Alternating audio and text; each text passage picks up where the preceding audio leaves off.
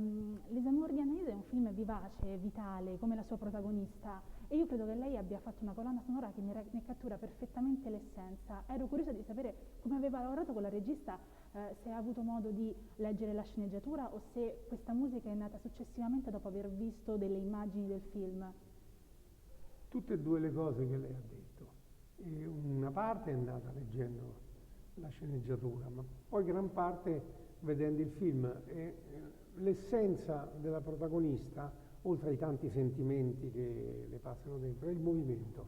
È una vitalità che si esprime col movimento, muovendosi in continuazione.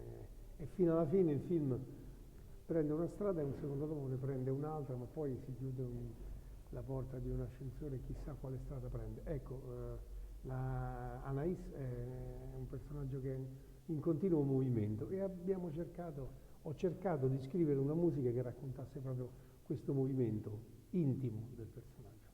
Ho avuto la fortuna di poter vedere in anteprima Leonora Dio di Paolo Taviani, prima che sarà in competizione a Berlino. E io credo che la sua colonna sonora, specie nella parte centrale in cui c'è il viaggio in treno, Sì, mi corregga se sbaglio, ma ci sono strumenti ad arco che predominano nella partitura musicale, mi ha fatto pensare a Bernard Herrmann. Volevo sapere se questa suggestione è semplicemente qualcosa appunto che nasce magari dai miei ascolti o se magari c'era veramente qualcosa del grande compositore. lei ha colto nel segno, non perché in quella musica ci sia qualcosa di Herman, ma perché Herman, quando si trovò a musicare un film di Hitchcock in bianco e nero, capì che il colore degli archi si adattava bene al bianco e nero. E io ho fatto tesoro di questa sua scoperta e addirittura in questo caso parliamo di un film molto intimo, molto scarno, molto essenziale. E anziché un'orchestra d'archi c'è un quintetto d'archi, sono tutte le prime parti dell'orchestra di Santa Cecilia, sono dei musicisti straordinari quelli che suonano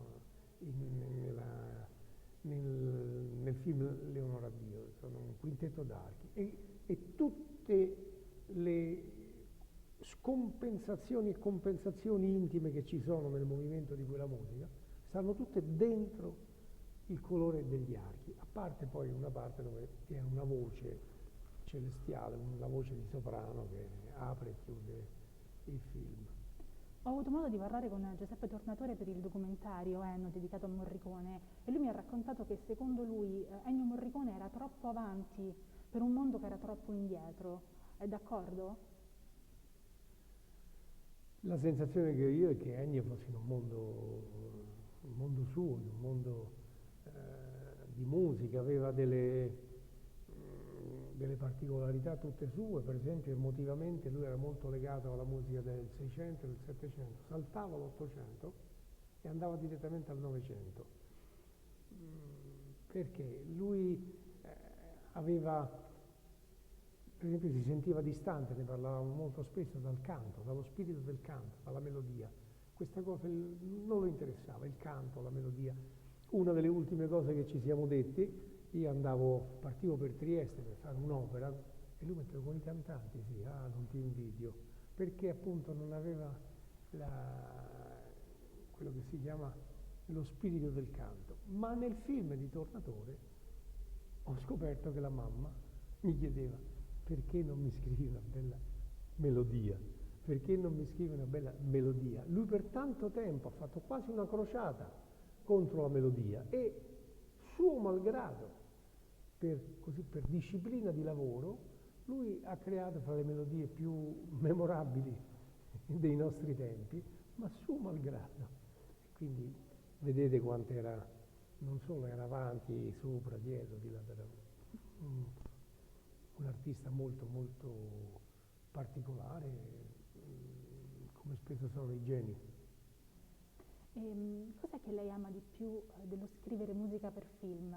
Qual è l'aspetto che la incuriosisce di più quando si trova davanti un regista, un copione, una storia da dover musicare? Ma io ho amato moltissimo scrivere la musica per il cinema perché amavo moltissimo il cinema, il cinematografo.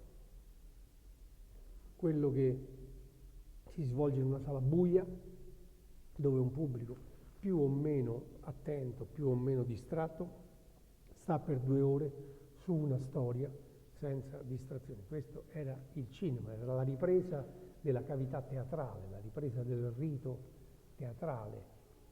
Oggi che il cinema è diluito, che si vede, noi diciamo, sui telefoni, sui tablet, ma addirittura il mio barbiere mi ha detto oggi che comincia a vedere il film sulla televisione, poi uscendo segue nell'ascensore col telefono, poi se lo mette in macchina, poi questa è un'altra cosa. Questo è qualcosa di completamente deritualizzato, è spogliata di qualsiasi ritualità. È una forma di arte che tende a ridursi a frammenti e a somigliare quindi, essendo ridotta a frammenti, alla logica dominante dei nostri tempi, che è lo spot pubblicitario.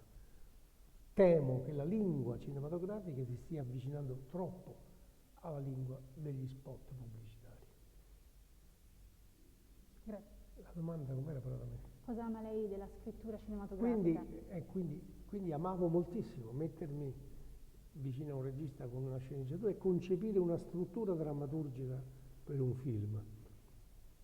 Oggi tutto questo si fa molto meno e quindi molto meno voglio lavorare per il cinema, perché per assolvere la funzione che stanno dando alla musica nel cinema bastano le numerose library di cui dispone chiunque, dove ci sono delle musiche algoritmizzate su misura, in scatola, come volete, che non richiedono l'invenzione musicale di un autore. Però continuo a vedere film. Grazie mille per il suo tempo.